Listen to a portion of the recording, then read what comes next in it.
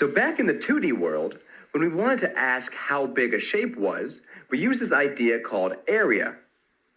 Area is the amount of unit squares, or 1 by 1 squares, that can fit in a shape.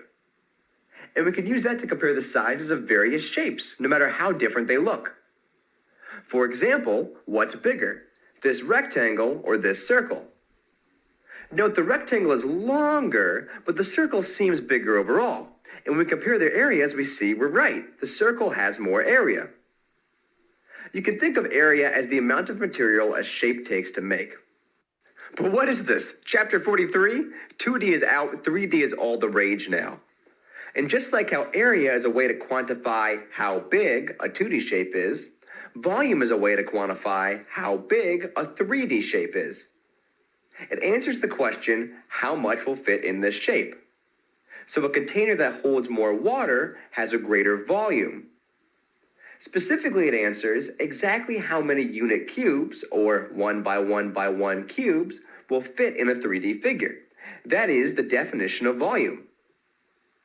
You can use volume to compare the sizes of different 3D shapes, especially when it's hard to tell them apart just by looking.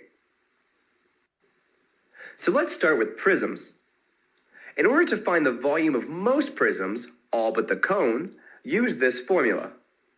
Volume equals area of base times height of prism, or V equals BH if you like symbols, where big B here represents the area of the base, and HP is the height of the prism. Note our answer is given in units cubed. You can remember this because length is a 1D measurement and it's measured in units, while area is a 2D measurement and it's measured in units squared. And so naturally, volume is a 3D measurement and it's measured in units cubed. So for example, find the volume of this triangular prism. Notice the base faces are these two triangles. That's why it's a triangular prism. And to find the area of one of these triangles, we just need to remember that the area of a triangle, here we call it big B, is going to be 1/2 times its base, which we call little b, times its height, which we call HT. And just to reiterate, HT is the height of our triangle. So in our case, 1/2 times 4 times 12, which equals 24 feet squared.